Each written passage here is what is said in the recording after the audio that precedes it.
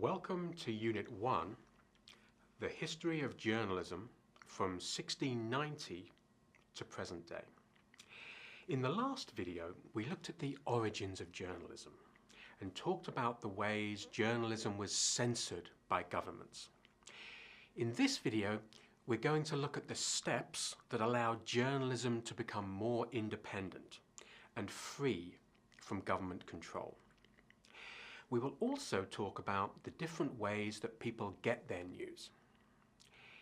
Try to take notes on the dates and names you hear, because this will help you play the game that follows these videos. For most of the 18th century, governments still controlled what people wrote. For example, in the USA, in 1722, a young Benjamin Franklin took over as editor of a newspaper called the New England Courant because his older brother was in jail. The government accused him of writing things that were not true. Later in the 18th century, people began to believe in a free press. Edmund Burke, an Irish politician, was making a speech about the three parts of government, called the Three Estates. Then he pointed to the journalists and called them the Fourth Estate, meaning that writing the truth was an important part of governing a country. We still call journalism the Fourth Estate. A few years later, in 1791, 10 amendments to the US Constitution, called the Bill of Rights, became law. The First Amendment talked about freedom of religion, freedom of speech, and also freedom of the press. This amendment protects journalists' rights by making sure the government cannot control the information or opinions that journalists publish. Even though journalism was no longer controlled by the government, most newspapers in the early 19th century were biased, meaning they only told one side of the story, or one point of view,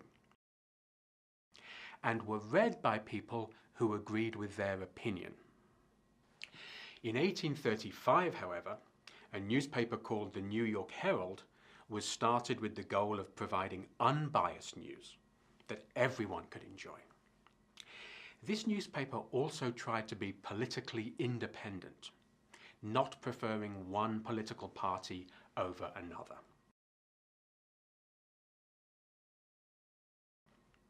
In the 1850s, newspapers moved from being just local to national.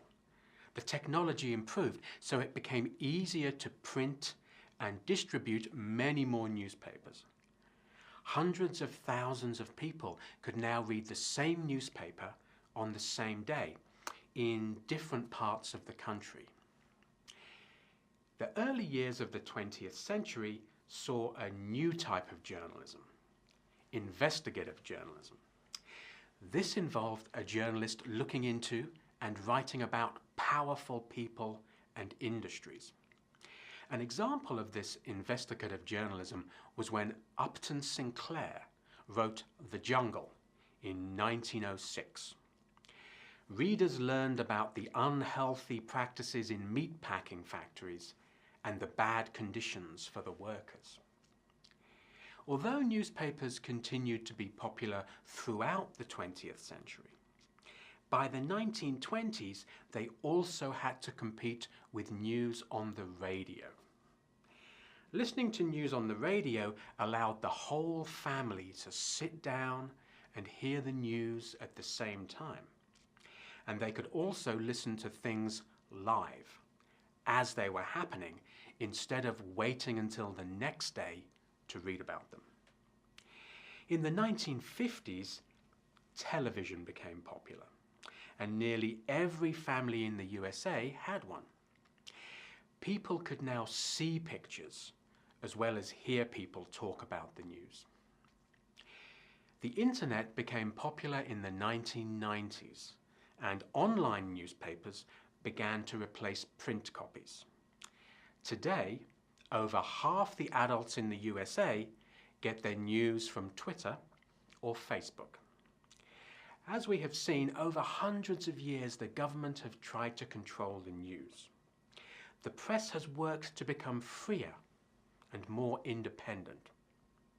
Because of new technology, people can get their news from many different places.